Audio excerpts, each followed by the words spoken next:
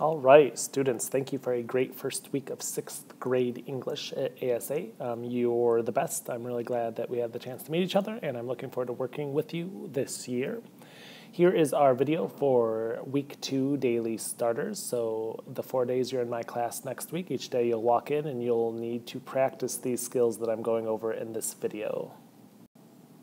All right, let's get started. So I gave you a handout that's called Guided Notes for Daily Starter Video, Week 2. I know that the handout makes it look like we're going to watch 2 parts of a video.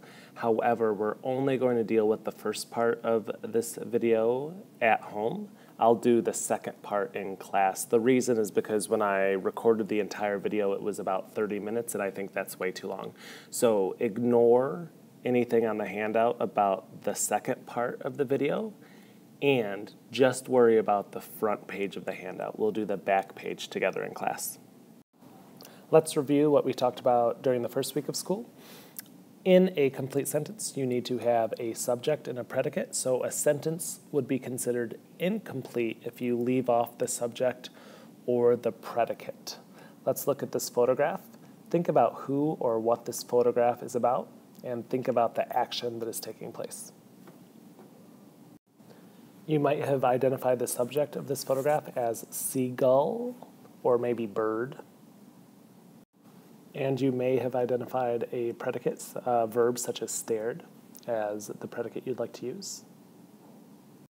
Here's my sentence. The seagull stared longingly at the fishbowl. So there's a reason we need both a subject and a predicate in a sentence. Imagine this sentence if we did not have a subject. If I walked up to you and I said, stared longingly at the fishbowl, you wouldn't know who or what was doing the staring. Imagine this sentence without a predicate. If I ran up to you and said, the seagull, well, you wouldn't know what was happening. You wouldn't know why you should care about the seagull. Let's do another example. Take about 10 seconds, look at this photograph, and think of a subject, who or what, and a predicate. What are they doing?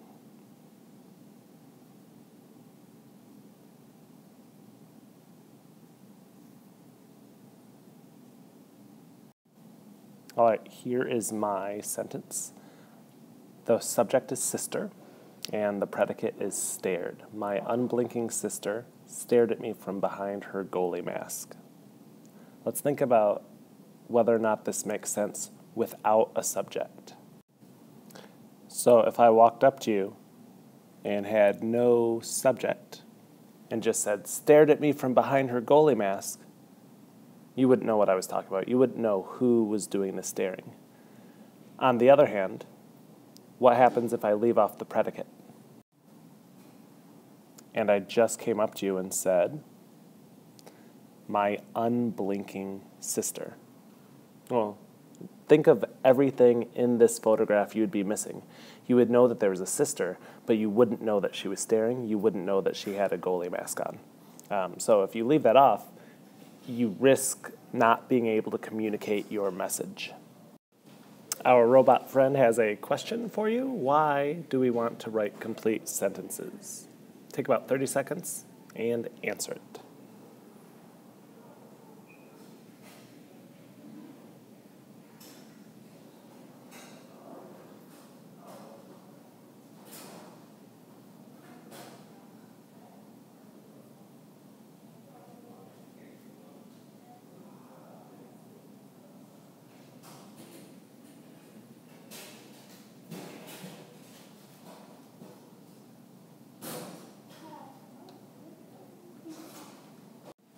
So you're in class, you have an idea you'd like to communicate, but you don't know if your sentence makes sense. You don't know if you're expressing the complete idea. You don't know if you have a subject and a predicate. What do?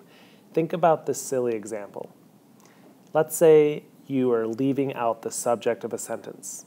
It would sound silly if I ran up to a friend and in an excited tone said, forgot the locker combination and wasn't able to eat lunch. What question would they ask? They'd ask who? Who forgot it? You can use the same sort of silly example if you're wondering whether or not you left out the predicate of a sentence. It would sound so silly if you ran up to a friend and, in an excited tone, said, "Rachel and Andrea kindly..." It's incomplete. It doesn't make sense. Your friend is going to say, what did they do that was so kind? What was the action? What did they actually do? They want to know the predicate. On your notes page, make up a silly example for yourself. Leave out either the subject or the predicate of a sentence and finish this sentence. It would sound silly if I ran up to a friend and, in an excited tone, said, I'll give you about 30 seconds.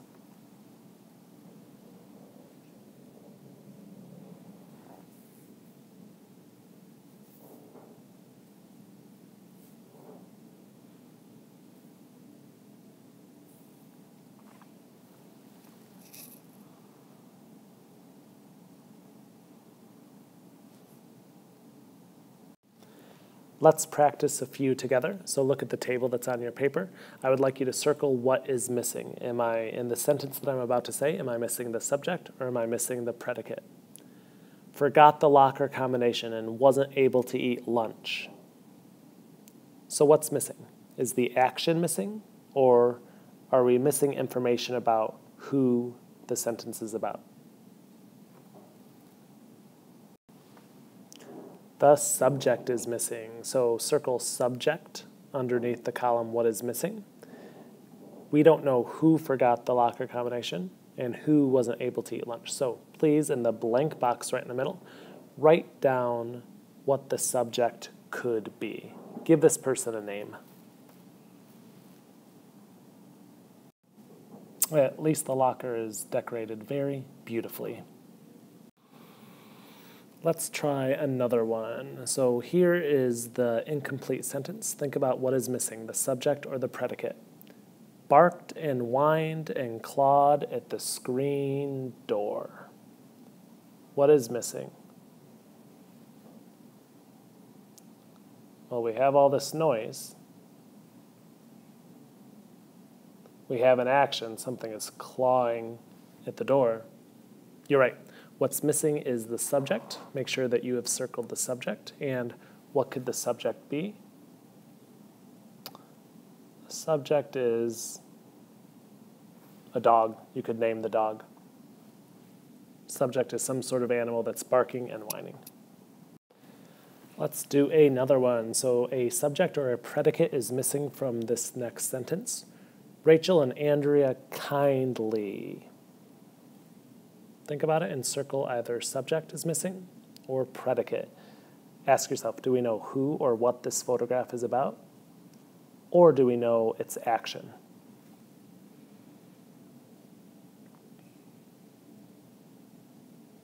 All right, I'm hoping most of you circled predicate. The predicate is missing.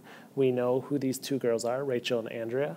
We know nothing about their action. We know nothing about what they're doing that is so kind. So Rachel and Andrea kindly, go ahead and write your own predicate. What is it that they could do that is so kind? I'm going to write mine.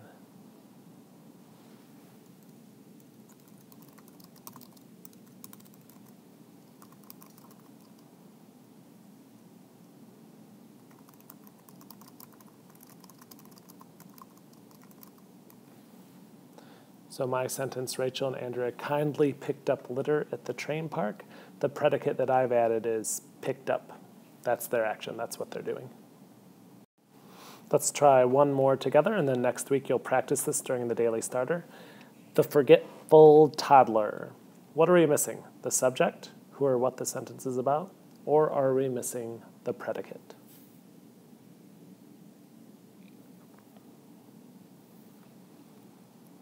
All right, hopefully you have circled predicate. We are missing a predicate. We know the subject. We know who this photograph is about, who the sentence is about, the forgetful toddler.